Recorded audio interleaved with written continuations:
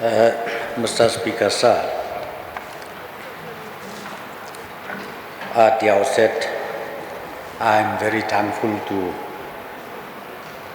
the Honourable MLA from Meghalaya who has brought this motion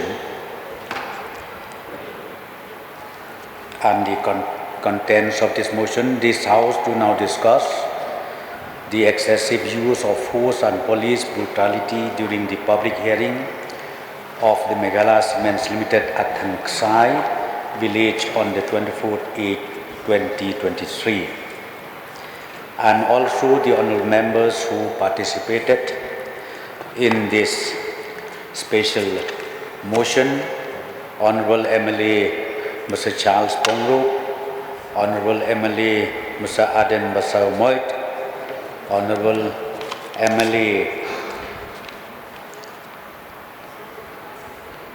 Mr. Adelbert Nongrum, and Honourable MLA Dr. Mukul Sangma. Sir, in fact, the main text of the motion talks about the incident that has happened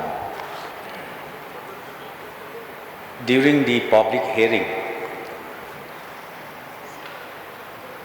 of the Meghalaya Cement Limited Thangsai on the 24/8/2023. However, during the submissions, discussions, the honourable members brought in and raised other issues relating to the functioning of the home police in the state of Meghalaya. Well, whatever points raised, I have already noted down. And back to the original text of this special motion, sir. At the outset, I take this opportunity to thank the honourable mover as well as the members who participated in this special motion. Sir, I stand before this august House today to provide a comprehensive account of the events that transpired during a public hearing held on the 24th of August 2023 at the premises of Meghalaya Cements Limited Thangsai, East Jaintia Hills District. This public hearing was convened by the Meghalaya State Pollution Control Board to discuss the proposed expansion of production capacity by Meghalaya Cement Limited. Sir, in preparation for the public hearing on the 24th of August 2023, meticulous law and order arrangements were made, and a detailed operational plan was also issued by the Office of SP East Jaintia Hills.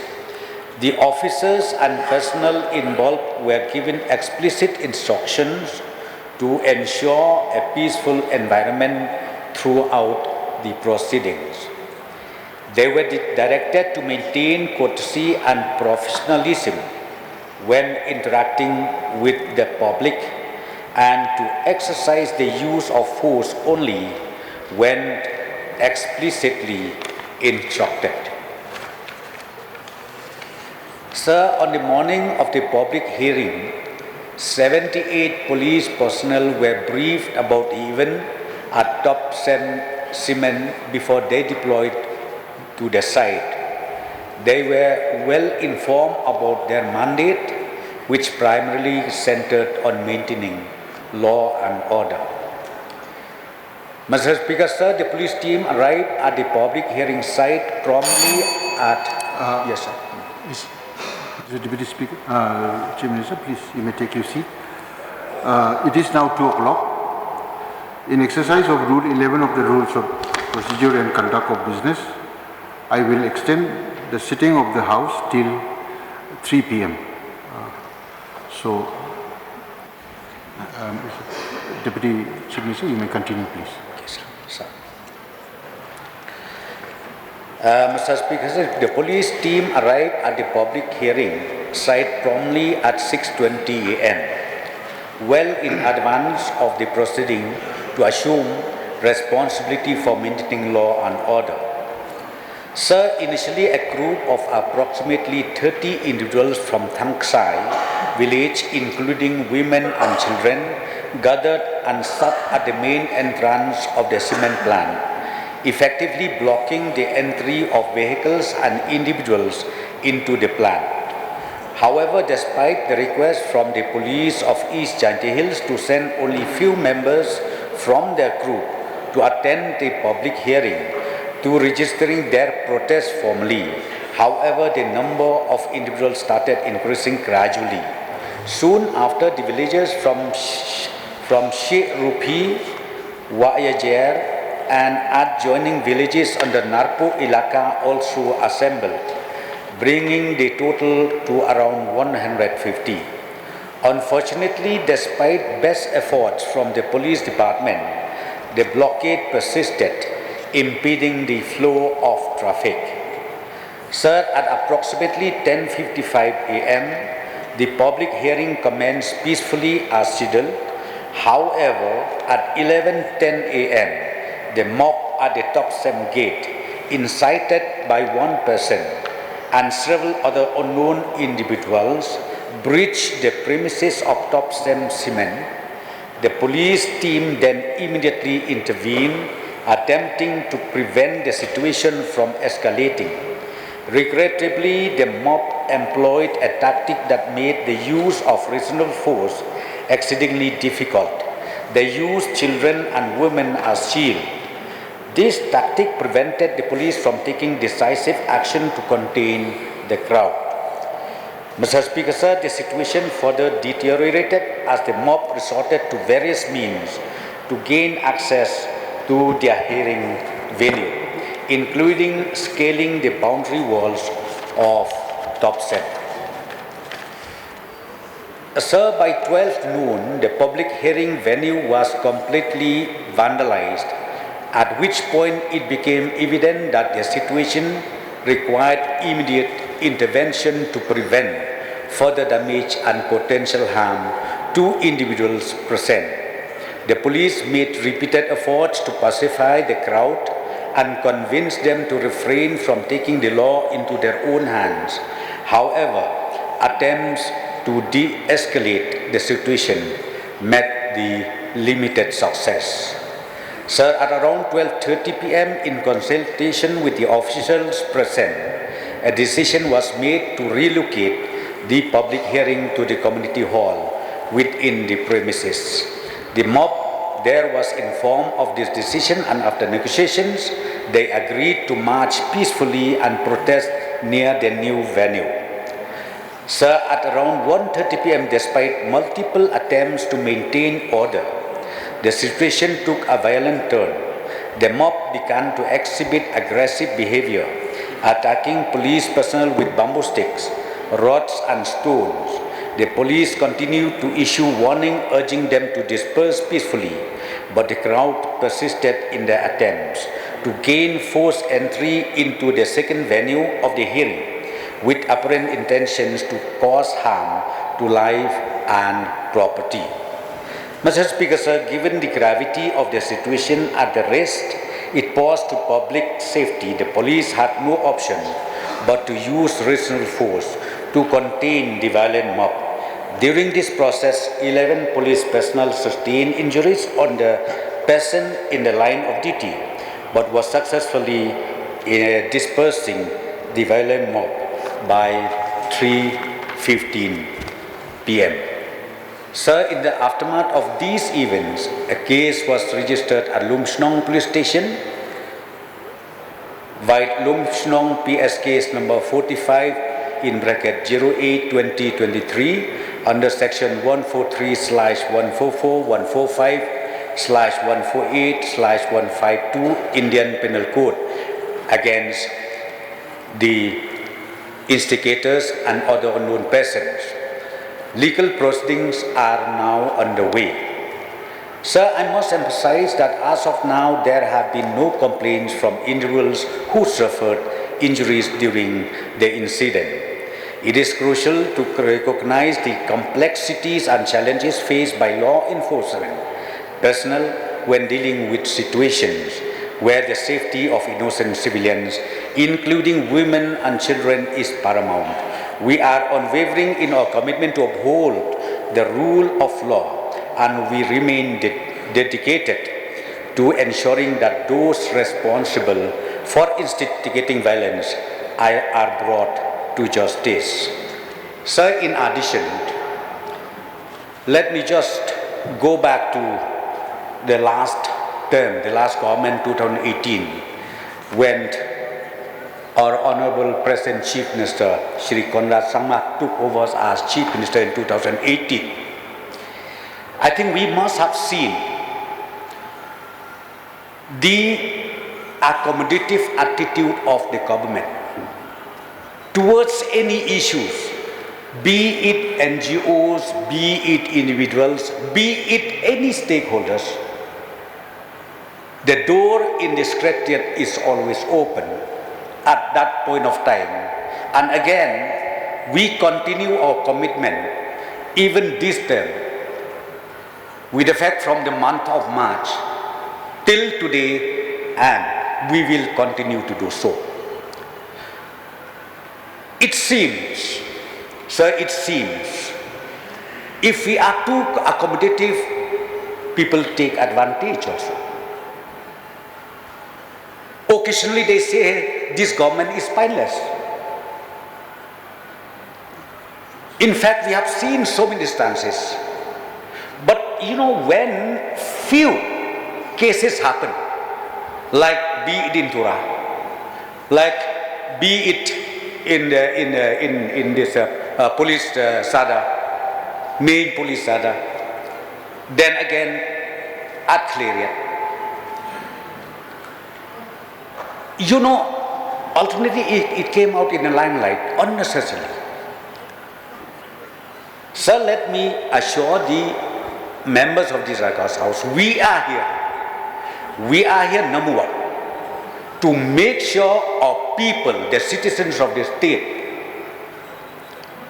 is fully secure, fully safe, and also justice prevails up to the stage of individual. We are here for that, sir. Well, the senior-most member, Dr. Mukul Sangma, he mentioned about the incident that has happened in Turan on the 24th July 2023. I would like to inform the honorable members of this August House. Our Honorable Chief Minister, in fact, he already committed meeting with these people in one place. But again, some changes made because they request that the meeting should be held in CM's office. Then ultimately CM, he proceeded to the meeting place. And what happened was, during the meeting, when the meeting was held, it seems pre-planned group, unknown miscreants, wanted to create law and order outside the place of meeting. And we understand, therefore, if these people are having good intention, why not they wait till the meeting is over? Why should create problem? When the meeting is on, the discussion is on between the Chief Minister of the state and the groups, why not you wait the result of that meeting? But sir, as I've already said, a pre-plan, you don't know. I don't know. Honorable Member Dr. Mukul Sangma said, I I never heard in the history of Meghalaya that any group or person or any person trying to attack or to maybe to kill even the chief minister. Let me just tell you one thing. Sir, that's why we do have even a security commission. Then again, from the police side, we have to assess every now and then about the security of each and every members of this August House, because we don't know. Therefore, we are reviewing each and every now and then to exactly know the security, the safety, not only the chief minister, but all the honorable members of this August House. So, sir, as far as this issue is concerned, my clarification is only let us wait till the process is completed.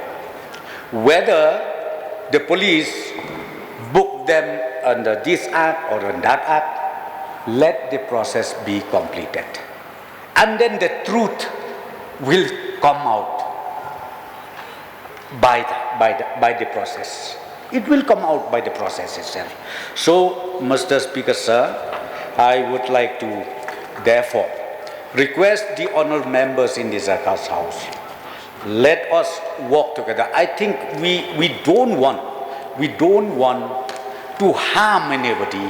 We don't want to create unsafety, insecurity to anyone in the state of Meghalaya.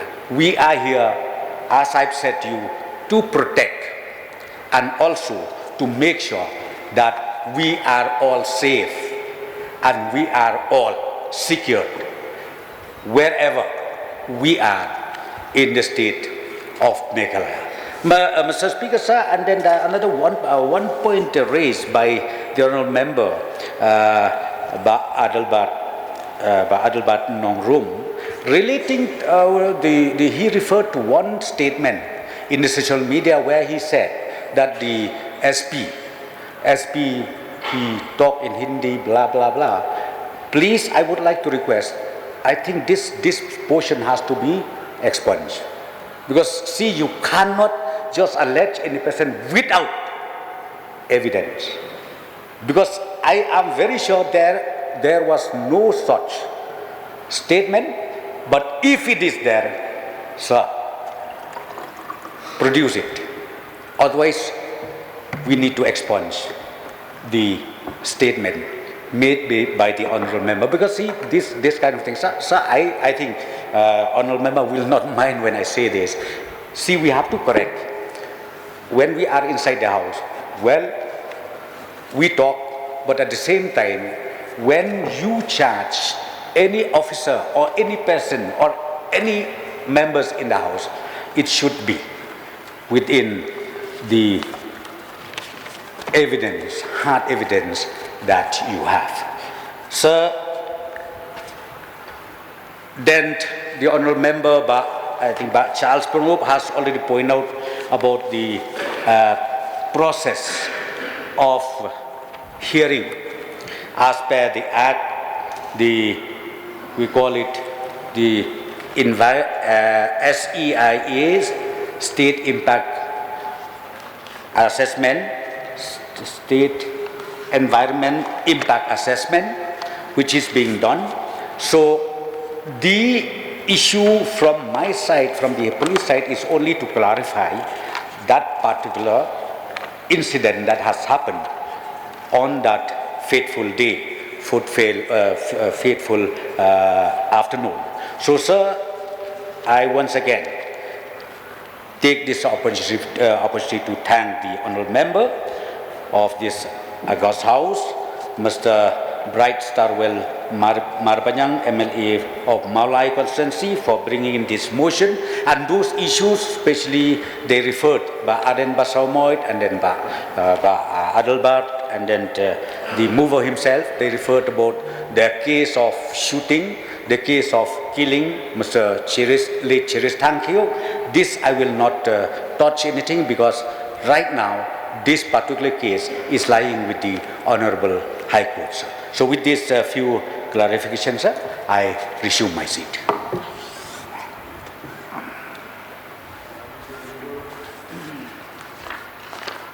The mover of this motion seek to clarify or any other questions or any seek clarifications to the Minister's reply.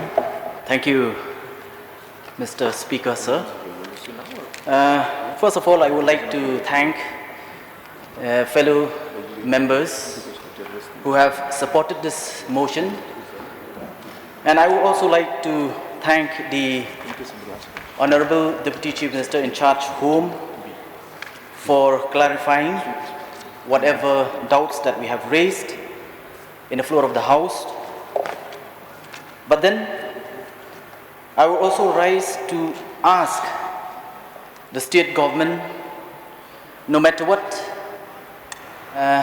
clarification, justification that has been made from the government, I will ask the state to take stern action against the erring police officer who did not exercise restraint but rather use excessive force and brutality on the innocent protesters, and to make sure that such events do not happen in the near future, and to restore faith in the people of the state. I would also ask the government to compensate the victims who have suffered injuries and mental harassment as a result of police brutality, whether in Molai, in Tangskai, or in the recent protests led by Hito. Yes, the Deputy Chief Minister had mentioned that the case had been booked against those who resort to violence means during the public hearing. But I would also like to know whether the workers of these industries who had provoked the peaceful protesters as well as the police by using words which I feel it is not right to mention here in this august house, I would like to know from the Honorable Minister whether cases have been filed against these workers provoking during this fateful day. And finally, I would also like to ask the state government to deliver justice to whom it is rightfully due. Thank you. I will resume my seat.